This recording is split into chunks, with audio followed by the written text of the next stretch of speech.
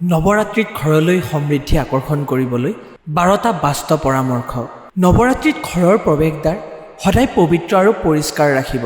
প্ৰৱেশদ্বাৰত শুভ লক্ষণ ৰূপে শুভ চিহ্ন আঁকি সজাব। পূজাৰ ঘৰত নিত্য ধূপ দীপ জ্বলাই ইতিবাচক শক্তি আকৰ্ষণ কৰক। নৱৰাত্ৰিৰ সময়ত উত্তৰ পূব দিশত দীপ জ্বলিলে সমৃদ্ধি বৃদ্ধি পায়। ঘৰত অশুদ্ধ বা ভাঙি যোৱা সামগ্ৰী সংৰক্ষণ নকৰিব। পূজাৰ সময়ত ঘৰত তুলসী গছ থাকিলে ঘৰত শুদ্ধতা আৰু শুভ শক্তি বজাই থাকে।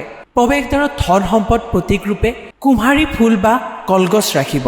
দক্ষিণ পূব দিশত ৰঙা কাপোৰ বা ৰঙা ফুলেৰে সাজ সজ্জা কৰিলে মা দুৰ্গাৰ কৃপা লাভ হয়।